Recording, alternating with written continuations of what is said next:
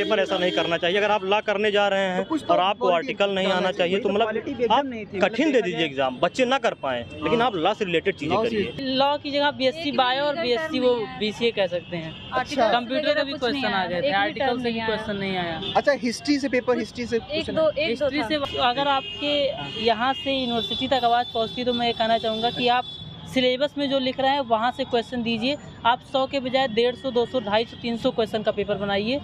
नमस्कार, स्वागत है आप सभी का डे नाइट स्टडी डीएनएस में। लखनऊ विश्वविद्यालय का सभी यूजी कोर्स का अलग अलग शिफ्ट में एंट्रेंस एग्ज़ाम 11 जुलाई से शुरू हो गया है और आज 13 जुलाई है।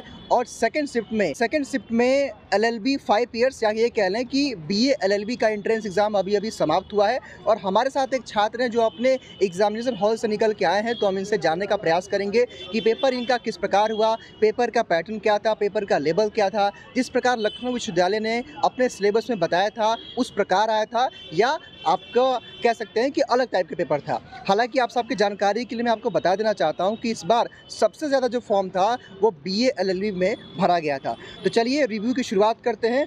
और सबसे पहले आपका नाम क्या है बताइए। सर मेरा नाम सात्विक जायसवाल। सात्विक कहाँ से आप आए हैं? जिला जौनपुर से आप आए हैं। तो BA LLB 5 year integrated course था आपका और इसका एंट्रेंस एग्ज़ाम गया है। पेपर कैसा गया आपका? पेपर तो ठीक ही गया। ठीक था। जिस हिसाब से लखनऊ यूनिवर्सिटी ने सिलेबस दिया था उसी हिसाब से उन्होंने कुछ अलग नहीं आया था, तो ये बहुत अच्छी बात है कि पेपर पैटर्न फॉलो लखनऊ विश्वविद्यालय ने किया था। और मैं रीजनिंग से क्वेश्चन काफ़ी हार्ड नहीं थे, इजी थे। अगर जिसने थोड़ा सा भी पढ़ा होगा वो कर ले जाएगा। और मैथ से तकरीबन 2 ही क्वेश्चन थे, एक प्रॉफिट लॉस से था और एक एज क्वेश्चन आए थे। और इंग्लिश से 3 क्वेश्चन आए थे। इंग्लिश से भी आया, जनरल इंग्लिश बहुत सिंपल इंग्लिश था। और ज्योग्राफी से 1-2 क्वेश्चन ज्योग्राफी से आया था। हिस्ट्री से भी मॉडर्न हिस्ट्री से और मॉडर्न से और मिडिवल से मिला के आया था। अच्छा। एंशिएंट से 1 क्वेश्चन आए थे। पॉलिटी से भी तकरीबन 7-8 क्वेश्चन आए। 8 क्वेश्चन आया था। करंट अफेयर से भी क्वेश्चन था उसका 4-5 क्वेश्चन। अच्छा खासा वेटेज था। हाँ। ओवरऑल आज के पेपर में 100 क्वेश्चन था और 90 मिनट आपको मिला था, तो टाइम सफिशिएंट था, कम पड़ा? सफिशिएंट था, कोई दिक्कत नहीं हुआ। और कोई दिक्कत नहीं, यहाँ के टीचर लोग कोऑपरेटिव थे, बहुत ही इन्होंने सपोर्ट किया। और कुछ क्वेश्चंस में डाउट था, इन्होंने खुद आके क्लियर भी किया। और कुछ क्वेश्चन मतलब मिस प्रिंटिंग होती, इन्होंने आके हेल्प गाइड किया। चलिए, शुभकामनाएं। कितने क्वेश्चन लगभग किया होगा आपने? सारे अटेम्प्ट किया है। लगभग कितना सही हो जाएगा? लगभग हो जाएगा 60 मान। तो डेने से पढ़ाई किया था आपने? हाँ, पढ़े थे मैंने। तो वो जो सर थे, हाँ हेल्प मिला था। कुछ क्वेश्चन आए थे, सर लोग पढ़ाए हुए थे। हाँ, क्लास किया था आपने, मैराथन क्लासेस वगैरह? कुछ शेड्यूल टाइप, एक 10th शेड्यूल का एंटी डिफेक्शन वाले में आया था। और भी बहुत क्वेश्चन थे। हाँ, वो भी काफ़ी पढ़ाए हुए क्वेश्चन डीएनएस के काफ़ी मिली। चलिए, शुभकामनाएं। Thank you so much. DNS study का सबसे मतलब प्लस पॉइंट ये रहा है कि इसने मतलब कहीं ये नहीं कहा कि हाँ मैथ का वेटेज बहुत ज़्यादा होगा। मैथ का 1 क्वेश्चन आया था, एक क्वेश्चन आया था मैथ का, और इतना बढ़िया क्वेश्चन था, उसका आप आंसर देखिए, क्वेश्चन बना के आंसर टिकट चले जाइए। 22 आंसर होगा। हम रिव्यू की शुरुआत करेंगे। हाँ, आप लोगों ने कहा भी था कि आप जो है जीके पर ध्यान दीजिए, पॉलिटी पर ध्यान दीजिए, आप ज़्यादा मतलब ऐसी चीज़ों मत भागिए। रीजनिंग और मैथ नॉर्मल ही आएगा, और रीजनिंग तो एकदम मतलब ईजी आया था। रीजनिंग मैथ मतलब कि आप मत पढ़िए। यह मतलब रियल पेपर ये है कि जो बंदा 6 महीने से लगातार करंट देख रहा है, कहीं से भी देख रहा है, मान लीजिए करंट जो देख रहा है उसका जीके भी क्लियर होगा, करंट भी क्लियर होगा उसका। हाँ, अगर जो करंट देखेगा उसका जीके भी क्लियर हो गया होगा, करंट भी क्लियर होगा। और आपका मतलब प्लस पॉइंट ये रहा, हम जब आपका पढ़ रहे थे तो हम जो है इसे बाई मिस्टेक ऐसे वो ट्रेन से आ रहे थे, वो अमेंडमेंट वाला लगा दिए थे। अच्छा। और हम ऐसे क्लिक किए और थोड़ा इसे स्किप किया, 10वां शेड्यूल देख लिए, 10वां एग्जाम में आ गया। मतलब कि हाँ, तब हमको याद है, तब हमको दिमाग में याद, भैया वहाँ खड़े, वहाँ जाएंगे जरूर अभी। इसलिए हम आपको थैंक्स बोलने। Thank you. कोई बात नहीं, हम रिव्यू की शुरुआत करते हैं। जरा सबसे पहले आपका नाम क्या और कहाँ से आप आए हैं? हमारा नाम साहिल यादव है, हम कुंडा प्रतापगढ़ से आप आए हैं। तो आज बीएलएलबी का पेपर था और आज के पेपर में जहाँ तक लखनऊ विश्वविद्यालय ने बताया था कि जीके जीएस भी आएगा, करंट अफेयर भी आएगा, रीजनिंग भी आएगा, मैथ भी आएगा, पॉलिटी भी आएगा। तो आज के पूरे पेपर में सबसे ज़्यादा किस सब्जेक्ट से क्वेश्चन पूछे गए थे? सबसे ज़्यादा तो करंट और जीके हम पूरा करें कंफर्म। हाँ, करंट से जीके कंफर्म कहेंगे। एक प्रोपोगेशन जो होता है कि BA-LLB में आपका पॉलिटी का सेक्शन ज़्यादा आएगा, पॉलिटी का सेक्शन मतलब सिर्फ ये प्रोपोगेशन था। हम लोग पॉलिटी बहुत पढ़े थे, आर्टिकल एक भी नहीं आया था। पॉलिटी से 2-3 क्वेश्चन जो आए थे, एक जो है आया था DPSP से related free legal aid, article 39 में है, वो आया था, वो टोटल कन्फ्यूजिंग था, मतलब थोड़ा कन्फ्यूजिंग में था। कन्फ्यूजन में ये था कि क्या फ्री लीगल एड प्रियम्बल में है, क्या free legal aid fundamental right में है या DPSP में है। जो बंदा इसमें कंफर्म कर दिया पेपर सही कर देगा। मतलब पॉलिटी से क्वेश्चन बहुत कम आए थे, बहुत ज़्यादा कम, जिस तरह हम लोग अनुमान लगा के चल रहे थे। क्योंकि ये मतलब कोई आप लोग जो पढ़ रहे थे वो पढ़ ही रहे थे, लेकिन एक लड़का खुद से दिमाग लगाता है यार हम गड़बड़ ना हो जाने पाए, मतलब कुछ हम करने पाए। तो पॉलिटी हम जब आ रहे थे, पॉलिटी पढ़ते हुए आ रहे थे, आर्टिकल पढ़ते हुए आ रहे थे, कुछ तो आएगा, आर्टिकल कुछ। हालांकि जब देखिए जब भी BA-LLB की बात आती है तो पॉलिटी पहले दिमाग में आता है, वो एक परसेप्शन बना भी हुआ है। मतलब क्वेश्चन जो आया था वो रिलेटेड था कॉन्स्टिट्यूशन मेकिंग से, आर्टिकल से मेकिंग से नहीं था। नहीं, इससे IPC जो नई वो भारतीय न्याय संहिता BNS या फिर साक्ष्य संहिता या फिर भारतीय न्याय साक्ष्य संहिता जो है उससे रिलेटेड कोई चीज़ नहीं आई थी। जो मतलब करंट से मतलब कि ये उससे रिलेटेड पॉलिटी से रिलेटेड ज़्यादा चीज़ें नहीं थी, करंट से आ जाए। करंट से चीज़ें आई थी तो जो है जैसे इंटरनेशनल चीज़ें आई थी, वो चीज़ें बढ़िया आ गई थी कि कहाँ पे हाँ ये नियुक्ति कहाँ पे कौन हुआ, ये यहाँ के कहाँ राष्ट्रपति बन गए। यानी कि ओवरऑल आपके कहने का मतलब है कि GK GS का वेटेज सबसे ज़्यादा। बंदा 6 महीने लगातार करंट कंप्लीट कर लेगा। लोगों ने सबसे ज़्यादा अगर प्रिपरेशन की पॉलिटी तो पॉलिटी थी और मेडिवल पढ़ा था, मॉडर्न पढ़ा था, एंशिएंट बहुत कम पढ़ा था। बोला गया था कि एंशिएंट से 4-5 क्वेश्चन, एंशिएंट में तो क्वेश्चन से ट्रिकी थे, क्वेश्चन से सामान्य नहीं थे, सामान्य नहीं थे। और लगभग एंशिएंट से हमको लग रहा है 10 से 15 क्वेश्चन थे। यानी कि GK GS और करंट अफेयर का वेटेज सबसे ज़्यादा था। और मेडिवल मॉडर्न हिस्ट्री मतलब कहीं क्वेश्चन ही नहीं दिख रहा, दूर एक आर्टिकल नहीं पूछा, एक आर्टिकल, जबकि सोर्सेस ऑफ कॉन्स्टिट्यूशन इंपॉर्टेंट होता है और जो कितने पार्ट्स होते हैं और कितने शेड्यूल होते हैं। शेड्यूल का सिर्फ एक पूछा था, एंटी डिफेक्शन लॉ, जो 10th शेड्यूल में आता है। इसके अलावा कोई मतलब यानी कि बस वो पॉलिटी बस कहने को था, आया बहुत हम एंटी डिफेक्शन देखे, हमारा मन खुद में चलो एक चीज दे दिया, नहीं तो BA के एग्जाम देते चले जाके। हालांकि अगर देखा जाए पेपर जिस प्रकार सेट हुआ जनरल नॉलेज को BA के हिसाब से हुआ लग रहा है पूरा GK GS पेपर ऐसा नहीं करना चाहिए। अगर आप लॉ करने जा रहे हैं और आपको आर्टिकल नहीं आना चाहिए तो मतलब आप कठिन दे दीजिए एग्जाम, बच्चे ना कर पाए, लेकिन आप लॉ से रिलेटेड चीजें करिए। आप GK GS कर रहे हैं तो करंट। आप लोगों ने कहा कि रीजनिंग मैथ भी कम आ गया है। रीजनिंग आई है, रीजनिंग आई इजी आई, रीजनिंग आई थी, इजी आई थी। रीजनिंग की हमने लगभग 15-16 क्वेश्चन आया है, जो आप यहाँ आंसर देखेंगे 2 क्वेश्चन आया है, मैथ आप आंसर देखिए। मैथ हमने एक क्वेश्चन सबसे लास्ट में किया था, उसमें मतलब बता एक बच्चा बता रहा था, कोई 2 बता रहा, कोई 1 बता रहा। 2 क्वेश्चन कंफर्म, 2 क्वेश्चन आए थे, 2 क्वेश्चन आए थे और दोनों आसान थे। अगर थोड़ा सा दिमाग लगा लोगे, मतलब रीजनिंग हमने सिर्फ कल पढ़ी थी, लास्ट सिर्फ 1 घंटे, और रीजनिंग मेरी सब मतलब अगर 15 क्वेश्चन था जो है एक की उम्र अपने पिता से जो है पिता की एज था, मतलब वो तो ऐसे ही करके थोड़ा सा रफ, जो पेरेंट्स है उसकी 24 साल उम्र ज्यादा है तो 2 साल बाद वो दुगना हो जा रहा है। आंसर देखिए, 2 साल लगा के टिक मार दीजिए तुरंत। अच्छा, तो आप चैनल से पढ़ाई की DNS से क्वेश्चन हमने देखे थे, मतलब मैराथन भी देखे थे। बहुत बहुत शुक्रिया आपका, बहुत बहुत धन्यवाद। DNS की मतलब काफ़ी क्लासें की थी, मैराथन जो 1 घंटे की, 1.5 घंटे की, 2 घंटे की, आज सुबह भी मैराथन देख के आते, लेकिन मतलब ये देख के क्वेश्चन कम आ गया, बहुत कम क्वेश्चन। मतलब अभी आप हमसे अगर पॉलिटिक्स कहीं से भी पूछ लीजिए, मॉडर्न हिस्ट्री पूछ लीजिए, आप अच्छे से पढ़ के आए हैं, मेडिवल हिस्ट्री से पूछ लीजिए, एकदम आ रहा था। लेकिन ये देख के मतलब क्वेश्चन पेपर लग रहा क्या होगा,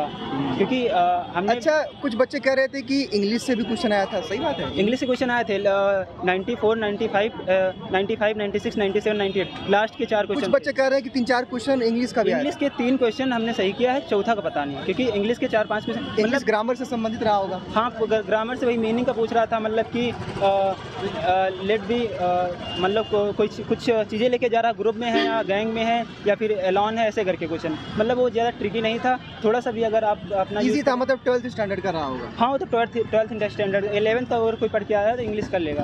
पेपर कैसा गया आपका आज? हार्ड ही था। हार्ड पेपर आया था। कुछ लोगों से मेरी बातचीत हुई, उनका कहना है कि सर आज के पेपर में पॉलिटी नहीं आया था। नहीं, पॉलिटी नहीं, साइंस का ज़्यादा क्वेश्चन है, मतलब जनरल साइंस। तो सबसे ज़्यादा आज के पेपर में किस सब्जेक्ट का वेटेज दिखा आपको? साइंस ही सबसे ज़्यादा, मतलब general science. Current affair? Current affair का नहीं आया था, बहुत कम ही आया था, 1-2 क्वेश्चन आए थे। हाँ। और कोई रीजनिंग से मैथ से क्वेश्चन आए थे? हाँ, रीजनिंग का आया था, ज़्यादा क्वेश्चन आया। रीजनिंग का क्वेश्चन ज़्यादा आया था, मैथ का आया था। तो लगभग कितने क्वेश्चन आपने अटेम्प्ट किए? हमने तो सारे किए हैं, फिलहाल अब सही हो गलत, क्योंकि नेगेटिव मार्किंग था नहीं, तो आपने सारा अटेम्प्ट किया होगा। आज DLLB का था, लखनऊ विश्वविद्यालय का पेपर कैसा गया आपका? ठीक ही गया था, मतलब जितना एक्सपेक्ट किया था उतना गया था। हाँ। अभी कुछ छात्रों से मेरी बातचीत हुई, उनका कहना है कि सर पॉलिटी के क्वेश्चन आज के एग्जाम में नहीं आए थे। नहीं आए थे? नहीं। अच्छा, कहाँ से आप आई पेपर देने? हम अमौसी। अमौस से आप आए। नाम क्या आपका? स्तुति वर्मा। स्तुति वर्मा। स्तुति, DLLB के पेपर में मतलब आज पॉलिटी नहीं आया था, तो सबसे ज़्यादा आज के पेपर में किस सब्जेक्ट से क्वेश्चन पूछा गया? साइंस से पूछा गया था। मतलब जनरल साइंस से हाँ। ज्यादा क्वेश्चन थे। और जीके जीएस का बायो से भी क्वेश्चन थे। जीके जीएस का वेटेज क्या रहा? उसमें भी थे, बहुत ज़्यादा भी क्वेश्चन नहीं थे, लेकिन मुझे बायो से ज़्यादा क्वेश्चन लगे। करंट अफेयर के थे, उसके भी क्वेश्चन थे। मेरा प्रथम जायसवाल। प्रथम आज बीएलएलबी का पेपर था, एलयू का पेपर कैसा गया आपका? अच्छा गया, काफी अच्छा गया। अच्छा गया। अभी कुछ बच्चों से मेरी पेपर इजी लगा आपको? हाँ। कुछ बच्चों से मेरी बातचीत हुई, उन्होंने कहा कि सर जीके जीएस ज़्यादा था, पॉलिटी बिल्कुल नहीं था और रीजनिंग मैथ कम आए थे। तो आपको पेपर आज कैसा लगा? मतलब क्या क्या आज के पेपर में पूछा गया था? हाँ, पॉलिटी थोड़ा सा टफ था, पर काफ़ी मतलब बाकी सारा काफ़ी इजी पेपर था। इजी था तो मतलब हाँ। एक समराइज फॉर्म बताएंगे आपकी क्या क्या आज के पेपर में आया था?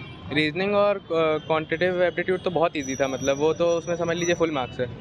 और बाकी वही पॉलिटी में थोड़ा सा मुश्किल था बस, पर वो भी हो गया है, कोई दिक्कत नहीं है। मतलब और किस सेक्शन से क्वेश्चन आया था? और बस यही पॉलिटी से हो गया। एलयू का बीएलएलबी का था, 5 ईयर इंटीग्रेटेड कोर्स का था।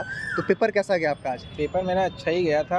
अच्छा गया। तो डीएनएस से पढ़ाई करते थे आप? हाँ, पढ़ते थे। मतलब स्टडी की थी, लेकिन खुद से की थी सेल्फ स्टडी, मतलब लेकिन हमने सोचा था लॉ का पेपर है, लॉ के क्वेश्चन आएंगे। लॉ क्या आएंगे? लॉ का क्वेश्चन नहीं आया। अच्छा, क्योंकि कई सारे बच्चों से मेरी बातचीत हुई कि कह रहे हैं कि सर जीके जीएस सबसे ज़्यादा था और पॉलिटी बिल्कुल नहीं आया। दो चार क्वेश्चन बताए। पॉलिटी बिल्कुल 2-4 क्वेश्चन आए थे बस, और कुछ नहीं आया था। और नहीं आया। तो आज के पेपर में आपके अकॉर्डिंग सबसे ज़्यादा किस सब्जेक्ट से क्वेश्चन पूछा गया? सबसे ज़्यादा मेरे अकॉर्डिंग तो हिस्ट्री एंड जीएस से ज़्यादा, वो जीके जीएस नहीं, जीएस से और बायो से थोड़े बहुत पूछे गए। मतलब वो जनरल साइंस में ही आता है। मतलब जनरल साइंस से क्वेश्चन ज़्यादा थे। हाँ। अच्छा, करंट अफेयर कुछ क्वेश्चन आए थे आज?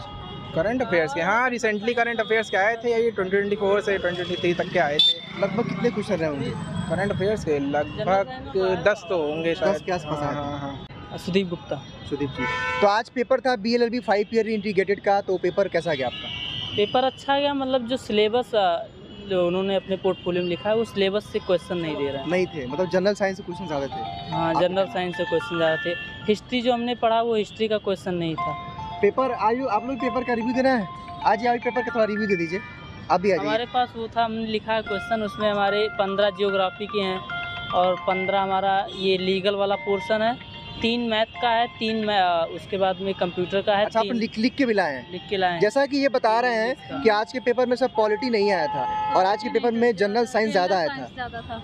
जनरल साइंस केमिस्ट्री से ज़्यादा था। केमिस्ट्री और बायो से क्वेश्चन ज़्यादा आ गया था। मतलब लॉ की जगह लगा था कि बीएससी का पेपर है। हाँ, ये लॉ की जगह बीएससी बायो और बीएससी वो बीसीए कह सकते हैं। अच्छा, कंप्यूटर का भी क्वेश्चन आ गए थे, आर्टिकल से भी क्वेश्चन नहीं आया। अच्छा, हिस्ट्री से पेपर, हिस्ट्री से हिस्ट्री से वहाँ बौद्ध धर्म वाला जो एंशिएंट बिल्कुल है वहाँ पे आया क्वेश्चन 2-3, उसके बाद में नहीं आया। इकोनॉमिक्स से भी नहीं। इकोनॉमिक्स नहीं। करंट अफेयर तो आया होगा? करंट अफेयर आया था। और आज के पेपर में जो है रीजनिंग भी था और मैथ्स भी था। तो रीजनिंग मैथ आया? मैथ 2 था, रीजनिंग 2 चैप्टर ही दे रहे हैं, खाली कोडिंग रिकॉर्डिंग और नंबर सीरीज, ब्लड रिलेशन। एक डायरेक्शन से भी था। डायरेक्शन से था, मतलब इन 3-4 टॉपिक से भी था। ब्लड रिलेशन से 2 क्वेश्चन थे। अच्छा, यानी कि अब जैसा कि आप देख सकते हैं कि बच्चे बता रहे हैं कि लॉ के पेपर में पॉलिटी पूरी गायब है। और कुछ बच्चों से मेरी बातचीत हुई, उन्होंने किसी का कहना है कि सर 3 क्वेश्चन पॉलिटी से था, कोई कह रहा है 4 क्वेश्चन पॉलिटी से था। यानी कि 3 से 4 क्वेश्चन ही पॉलिटी के देखने को मिला, बाकी सब कुछ जनरल साइंस कर दिया था। जनरल साइंस, केमिस्ट्री और बायो से ज़्यादा। तो कहीं ना कहीं पेपर पैटर्न से बिल्कुल अलग आ गया। तो थोड़ा सा सिलेबस से बिल्कुल अलग है। मतलब आप अगर एंशिएंट, मिडीवियल और फिर मॉडर्न तीनों हिस्ट्री आप पढ़ेंगे, फायदा नहीं। आप जनरल साइंस उतना पढ़ लीजिए, आपका हो जाएगा। कंप्यूटर आप क्यों दे रहे हैं जब आपके सभी सिलेबस में कंप्यूटर भी था? एक था क्वेश्चन कंप्यूटर से। कल बीसीए का पेपर था, उसमें 7 क्वेश्चन कंप्यूटर का है, आज हमारे में 3 आ गया। तो बीसीए में आपको कंप्यूटर देना चाहिए था, आपने उसमें नहीं दिया, जबकि यहाँ पे हम दे दिया आपने लॉ के। आउट ऑफ सिलेबस था। आउट ऑफ सिलेबस था। तो जानना चाहता हूँ कि आज के पेपर में 100 क्वेश्चन थे, ज़रा एक समराइज फॉर्म बताएंगे किस किस तरह से क्वेश्चन आए थे आज के पेपर में? 15 सबसे पहले पेपर जो पूरा पेपर बता दीजिए आप, कैसे कैसे आया था? जनरल साइंस से पेपर शुरू हुआ। जनरल साइंस में 15 क्वेश्चन थे, 15 में वहाँ पे 12 बायो थी और 3 वहाँ पे करंट अफेयर में, जैसे इलेक्शन हुआ है तो इलेक्शन में जो मतदाता स्याही पड़ी हुई वहाँ से मतदाता स्याही और मतलब करंट में बायो से जोड़ के वो जनरल। ठीक, आगे अंदर फिर उसके बाद में 14 से 15 क्वेश्चन जियोग्राफी के आए। और ज्योग्राफी क्या है? हाँ, ज्योग्राफी। और जीके जीएस में ज्योग्राफी। और उसके बाद में ये कॉन्स्टिट्यूशन वाले पार्ट से 6 से 7 क्वेश्चन आए और 8 क्वेश्चन वहाँ एंशिएंट हिस्ट्री से आए हैं, बौद्ध धर्म वाले। फिर उसके बाद में 3 क्वेश्चन कंप्यूटर से आया, 3 क्वेश्चन इंग्लिश से आया, 2 मैथ का आया है और 15 क्वेश्चन रीजनिंग के आए। और करंट अफेयर के 15 आए, लेकिन ये आया है जो 2023 की ज़्यादा घटनाएं हुई हैं उसमें से आया है। और 2014 में करंट में से हम लोग एक्सपेक्ट कर रहे थे कि ये जो इलेक्शन हुआ है वहाँ से आएगा, T20 वर्ल्ड कप हुआ है वहाँ से आएगा, ये हॉट टॉपिक था, वहाँ से क्वेश्चन बिल्कुल भी नहीं आया। मतलब जो हाईलाइटेड था इस साल का, जैसे वर्ल्ड कप था, उससे कुछ नहीं देखने को, वहाँ से एक चीज़ भी नहीं आया, एक भी क्वेश्चन नहीं आया। तो इस तरह से पूरा पेपर का पैटर्न जैसे कि बच्चे बता रहे हैं, तो सारी बातों से और पूरा चूँकि 90% बच्चे बता रहे हैं तो लगभग बात सही होगा कि पॉलिटी से कोई कह रहा है कि 4 क्वेश्चन, कोई कह रहा है 5 क्वेश्चन, कोई कह रहा है 10 क्वेश्चन, कोई कह रहा है 7 क्वेश्चन। तो इस प्रकार का सबका अलग अलग मान्य है कि सर इस तरह से क्वेश्चन आए थे। हालांकि अगर आपने भी पेपर दिया है तो कमेंट बॉक्स में आप अपनी राय रख सकते हैं, लेकिन मेरा मानना है कि अगर लॉ का पेपर था तो एटलीस्ट कम से कम 20 से 30% क्वेश्चन तो पॉलिटी से, कॉन्स्टिट्यूशन से या कॉन्स्टिट्यूशनल लॉ कह लें या पॉलिटी से कि जो संबंधित होता है करंट अफेयर, उससे संबंधित चीज़ों को पूछना चाहिए था। हालांकि पेपर तो हल्का सा अलग लगा, लेकिन फिर भी पेपर का पैटर्न अगर बदला है तो सही बच्चों के लिए बदला है ना, कि अगर सारे बच्चे पॉलिटी और जीके जीएस पढ़ के आए हैं, अगर उनको जीएस केवल देखने को मिला है तो सबके लिए एक अलग है। तो अगर आपको भी लगता है कि मेरा पेपर ख़राब गया है तो ऐसी बात नहीं है, सारे बच्चों का एक तरह से पेपर गड़बड़ गया है, बिकॉज जिस प्रकार उन्होंने जो तैयारी की थी, जिस सब्जेक्ट को पढ़ा था वो सब्जेक्ट आया ही नहीं है। तो ऑब्वियस सी बात है कि अगर आप तैयारी कुछ और करके आएँ और कुछ और आए तो दिक्कत तो होता ही है। तो ओवरऑल आपका क्या लगता है कितने क्वेश्चन आपने सही किए होंगे? मेरा जनरल साइंस में 15 में से 10 हो सकता है गलत हो जाए, और मेरा मतलब क्या लगता है लगभग कितना क्वेश्चन? 75 to 80 क्वेश्चन तो सही किया आप। चलिए शुभकामनाएं और आपको थैंक यू सो मच। अगर आपके यहाँ से यूनिवर्सिटी तक आवाज़ पहुँचती तो मैं ये कहना चाहूँगा कि आप सिलेबस में जो लिख रहे हैं वहाँ से क्वेश्चन दीजिए। आप 100 के बजाय 150, 200, 250, 300 क्वेश्चन का पेपर बनाइए, लेकिन जो सिलेबस में मेंशन किया है वही दीजिए। आप मैथ नहीं लिख रहे हैं, मैथ मत दीजिए, कंप्यूटर मत दीजिए, इंग्लिश या तो आपको देना है, क्योंकि सही कहा आपने, इंग्लिश भी मेंशन नहीं था, कंप्यूटर भी मेंशन नहीं, मैथ भी नहीं मेंशन था। अगर आपको देना है तो आप लिख के दीजिए, उसमें से हम लोग कर लेंगे। लेकिन आपने सिलेबस में नहीं दिया तो बच्चा पढ़ेगा नहीं। बच्चा हिस्ट्री और लीगल पढ़ रहा है लेकिन आप वहाँ से दे नहीं रहे हैं। सही कहा आपने, क्योंकि जीके जीएस कहा था, पॉलिटी कहा था, और बात तो आपकी बिल्कुल सही है। तो वहाँ से आप मतलब आप सिलेबस में लिख के दीजिए, हम सब कर लेंगे। लेकिन आप अगर सिलेबस में नहीं लिख रहे हैं तो नहीं। चलिए बहुत बहुत शुभकामनाएं, थैंक यू सो मच। तो ग्राउंड रिपोर्टिंग के दौरान हमारे साथ यहाँ के 2 छात्र हैं, यानी कि लखनऊ विश्वविद्यालय के। इनसे हम जानते हैं, जैसे कि अभी मेरी इनसे बातचीत हुआ कुछ हेल्प डेस्क के बारे में। तो सबसे पहले आप लोग अपना नाम बताइए। हमारा नाम तौकील गाजी है, मैं लखनऊ विश्वविद्यालय हिंदी विभाग का छात्र हूँ। हिंदी विभाग के आप? मेरा नाम नवनीत कुमार है और मैं डिफेंस स्टडी का MA सेकेंड ईयर का छात्र हूँ लखनऊ विश्वविद्यालय। तो अभी आप लोगों से ऑफ द कैमरा जब बातचीत हो रही थी, आप लोगों ने बताया कि हम लोग कुछ हेल्प डेस्क लगाकर छात्रों की हेल्प कर रहे हैं। तो ज़रा आप लोग उसके बारे में डिटेल में बताइए, किस प्रकार आप छात्रों की हेल्प कर रहे हैं? हम लोग जैसे एक समाजवादी हेल्प डेस्क लगाते हैं समाजवादी छात्र सभा की तरफ से। हम लोग समाजवादी छात्र सभा से हैं, जिसमें जो बच्चे नए बच्चे आते हैं, आप भी जानते हैं कि 12वीं के बाद बच्चे में इतना विकास नहीं होता है, वो गलत जगह पे आता है। उसका पहली बार आ रहे हैं पहली बार विश्वविद्यालय आ रहा है तो उसको माहौल भी नहीं पता होता है, यहाँ कितने ब्लॉक हैं, कहाँ डिपार्टमेंट है, तो उनको बहुत मतलब मैंने ऐसे लिटरली सामने से ऐसे बच्चों को देखा है जो पूरे यूनिवर्सिटी में घूमते रहते हैं और वो लेट हो जाते हैं यूनिवर्सिटी के अंदर आके और अपना डिपार्टमेंट और अपना सेंटर नहीं ढूंढ पाते हैं कि कहाँ पे है। जैसे अटल ब्लॉक जाना है तो अटल ब्लॉक में इतना बादशाह बाग करके डाल दिया है कि लोग समझ ही नहीं पाते हैं। एक यूनिवर्सिटी की गड़बड़ी दिखी है मुझे कि बादशाह बाग उनको लिखना नहीं चाहिए, नहीं लिखना इससे बहुत बच्चे कंफ्यूज, बहुत बच्चे इतना भ्रमित हो गए कि वो यहाँ की बजाय न्यू कैंपस चले जा रहे हैं। तो सोचिए कि एक प्रॉपर टाइम होता है, उसमें बच्चा 6 किलोमीटर का अगर इधर उधर जाएगा तो वो कैसे बिल्कुल ऑटो वालों ये करते हैं, जब बादशाह बाग बच्चा सुनता है कि बादशाह बाग हमको जाना है तो ऑटो वालों को पता है बादशाह नगर, तो वो इधर से जाके उधर कर। इसमें बच्चों को बहुत ज़्यादा परेशानी उठानी पड़ी है। जब हम मेरे एड्रेस लगाए तो तमाम ऐसे छात्र आए हमारे पास जो लेट थे, काफ़ी लेट थे। तो मैंने पूछा भाई कहाँ से आए हो, तो कुछ लोग बताया कि बादशाह नगर निकल गए थे।